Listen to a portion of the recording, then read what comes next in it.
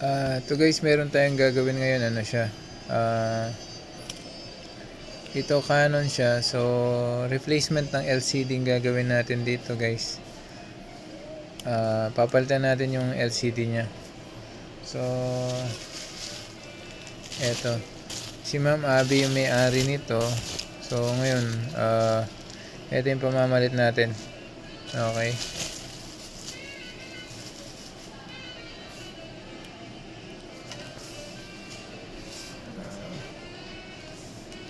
So ito guys, kinalag ko na. Ito yung mga screw nya dito.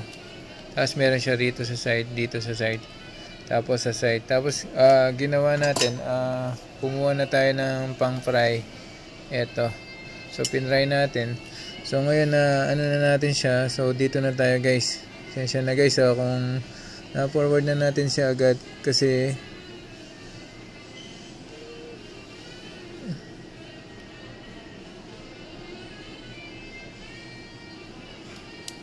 ito.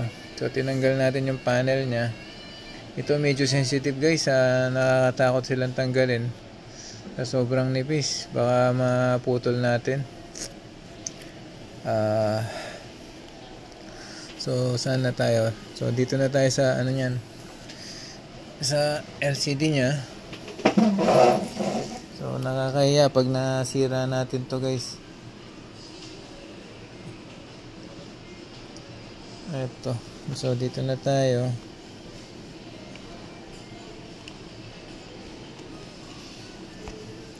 Tapos meron pa siyang isa doon.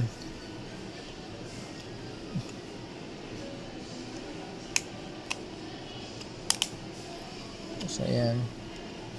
So ipi-flip na lang natin dito. So medyo sensitive din to guys. Yun. So ihahang natin dito. Yun.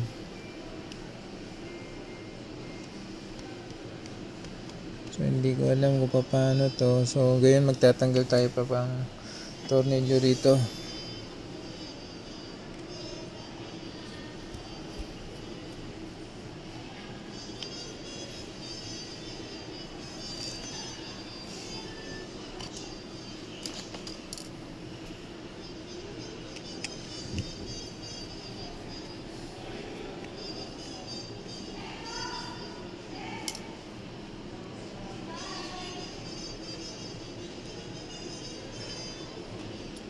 So medyo ano siya.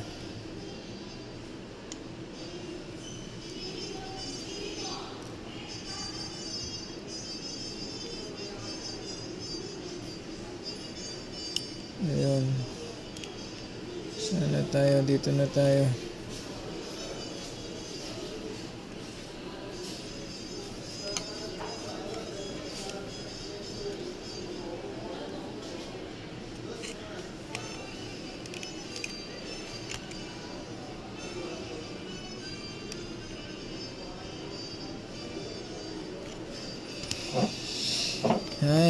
Ay. Medyo nasalimuot to guys. Hindi ko alam kung saan patungo yung LCD nya. So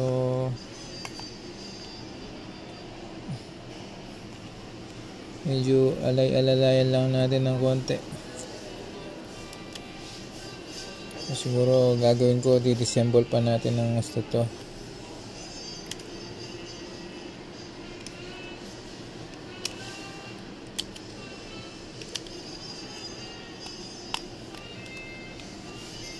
Pang-fry.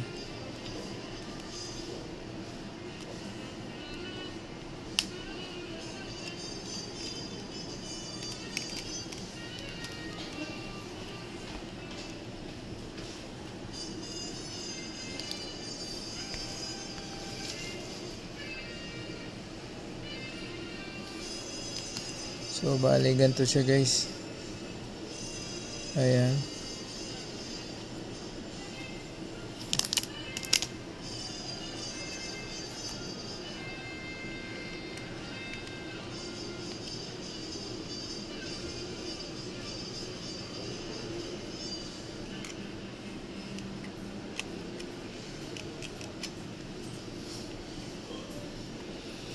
So, bubunutin ko muna rito.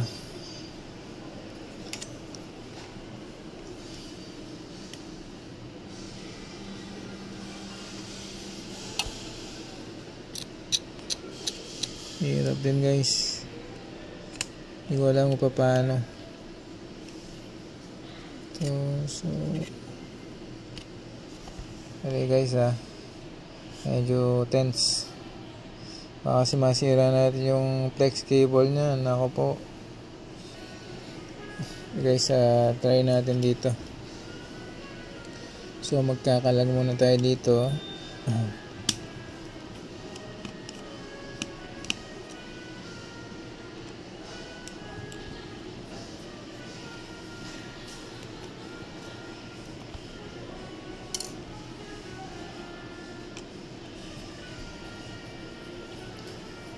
Ito yung dalawang screw nya.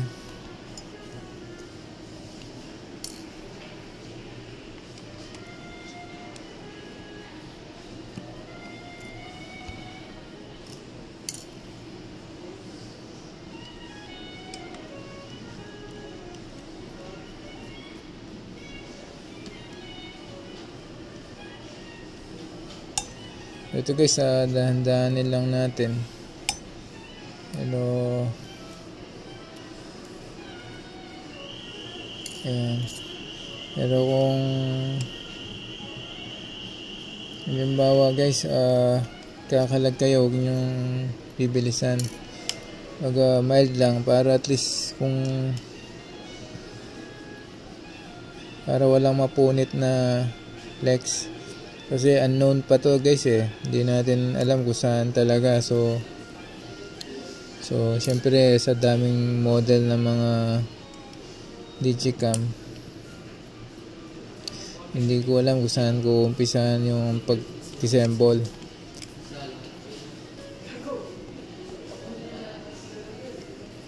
Okay. So ayan, dito na tayo.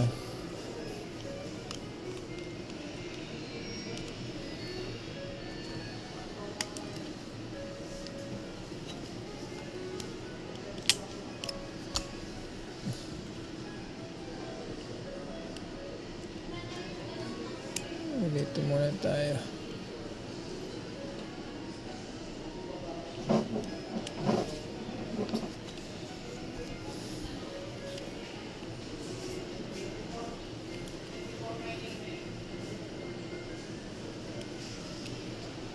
So, dito meron siya screw.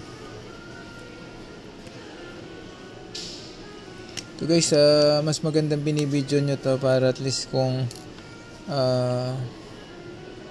magkakalag kayo, alam nyo kung saan yung direction nyo unang ibabalik yung mga screw nyo.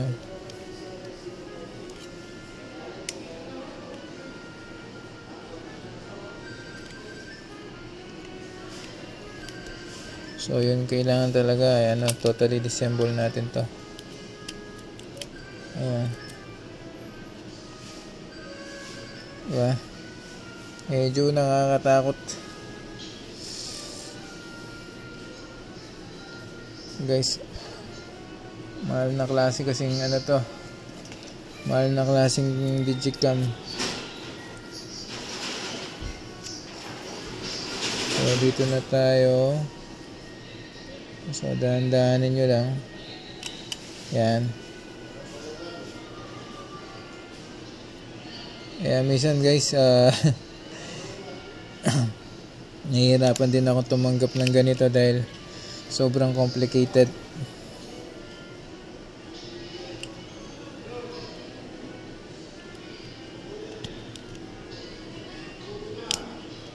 Yun, dito. So yung clip nya dyan. Tapos dapat matandain ka. Tapos sana tayo, dito na tayo.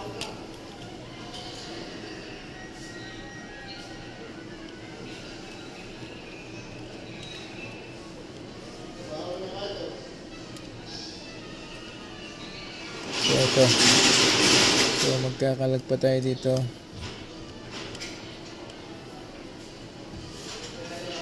Okay. So ito.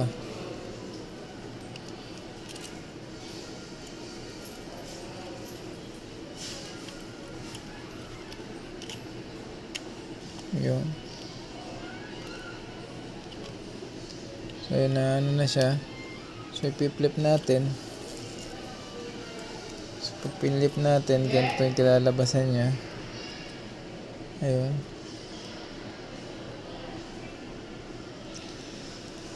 So gagawin natin, meron ka dapat tweezer guys na maliit. Ito.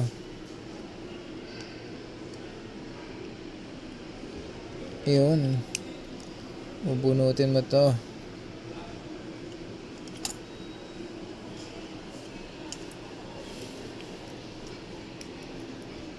Tapos guys, at angat mo lang ng konti. Ayan. Ay, naku po.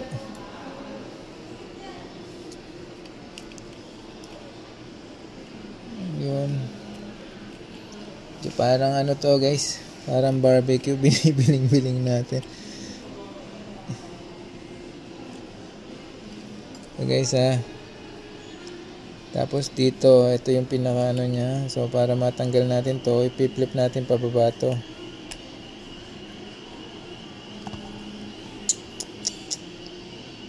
So meron siyang tape.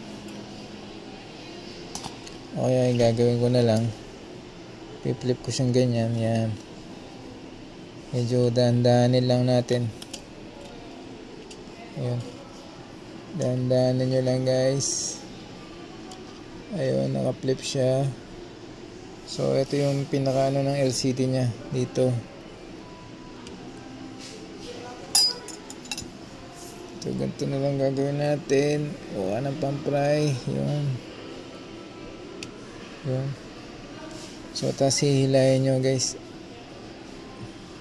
Yun. Ay. So titingnan natin kung match sila yung binili ni Ma'am. So titingnan natin. So ganito pa lang. So yun, match naman sila. Okay. O tapos gagawin na natin, ilalagay na natin siya.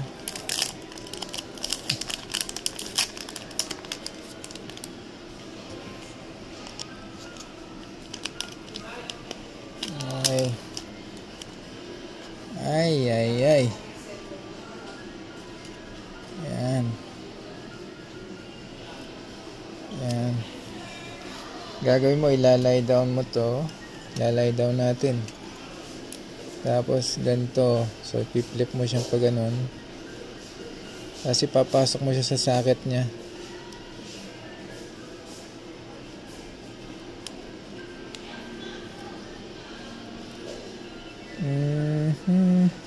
Guys, pakisuportahan yung channel natin guys kung nanonood kayo. Pa-subscribe naman guys. O kaya kung ayaw nyo guys, maski like lang, pwede na.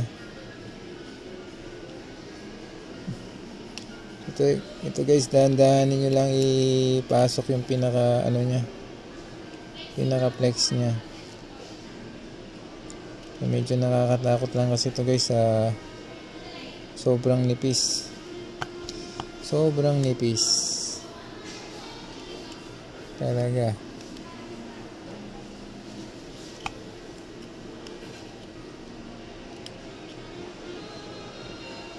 So tapos gagawin natin, i-flip na natin, lalak natin siya.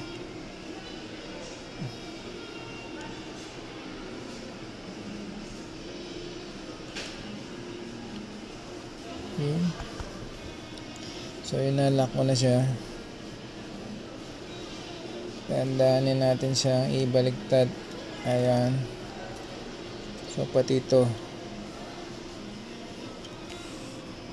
So pati ito babaliktad natin. Guys, pasensya na kaya ina-upload ko para rin for the future may gawin pa akong ganito. Alam ko na kung saan umpisan na kakalagin. Ayan.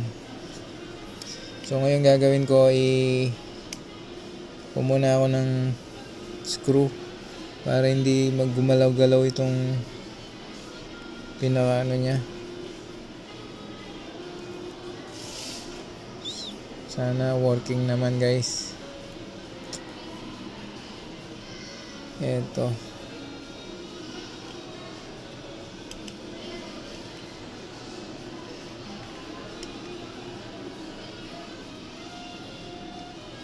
Yun. Tapos isa pa dito. Eto guys. At least guys, pag napanood nyo to, may guide na kayo kung paano i-disassemble to. Tapos dito na tayo sa maliit. Itong maliit, kailangan may twister ka na pang insert. Yan, hindi pwede yung daliri mo guys, hindi papasok. Yun. Okay. So tapos ano ba yung kasunod nito? Saan na tayo niyan? Okay. Dito na tayo.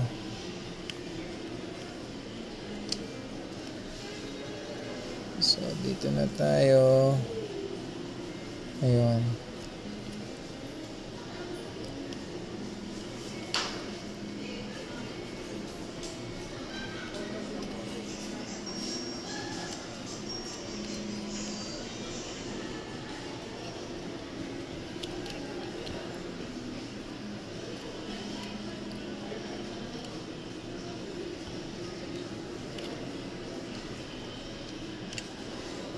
Guys, tapos meron siyang lock dito. Boss, good afternoon. Oh, sir. Ang balita lang. Boss, sir. Ini, sir. Yung pagtanong ko mo, tinaman sounds eh. Oo. Check kaya na. Gumamit na yung kay adapter makanini ba ang magpaluwal yan sound. Tama yan. Ganito ang HDMI. Kita mo yung echo kayot bisa. Oo, dati okay naman ang nakakaya ito. Oo, sir. Kami nga project kasi HDMI na. may palug na akong takala driver kung kay. Kaya pa mo rin. Kaya pa mong gagamitan ng eskwela nga. Okay. Walang tuturo yan. Hindi nga anak. Hindi pa mong panabili ng HDMI. Yung isa. Ano kaya ng kanta? Ayun guys. Okay na guys. Gumana na yung pinagawa nila. Ito. Dito na tayo. So gagamit tayo ng ito. Panlock dito. Ayan. Okay.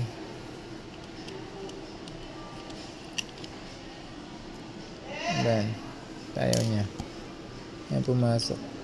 Dapat medyo maliit lang. So guys, minsan tatandaan nyo rin yung mga screw. Minsan kasi maliit, malaki. So ayan. So yun. Nagpit na siya. Okay. So saan na tayo? Dito na. Ayan. Ay.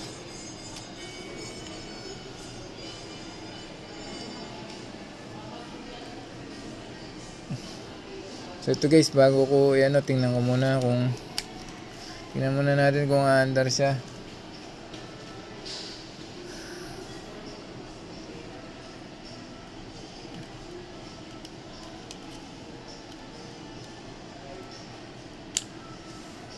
So, bigyan natin ng battery, power on.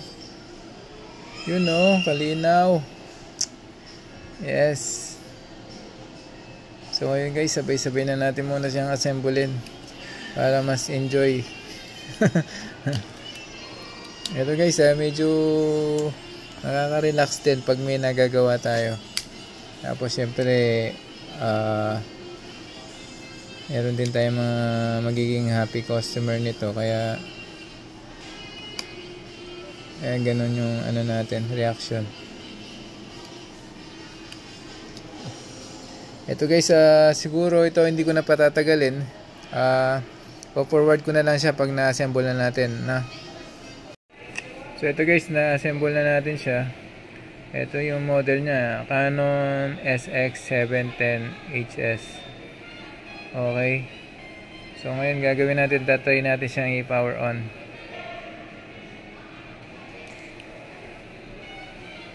Ayun, skip muna lang natin guys para ayun, diba? Pwede na siya. Dati kasi ito guys, blurred siya, parang marumi yung pinaka screen niya. Pero ngayon guys, eto na, pulidong-pulido na siya. Okay guys, meron na naman tayong happy customer nito. Sana guys nagustuhan nyo yung tutorial natin sa pagdi-disassemble at pagpapalit ng LCD nito. So medyo mahirap lang, pero konting tiyaga. Okay guys, thank you so much and God bless. Muli sa ulitin. Bye.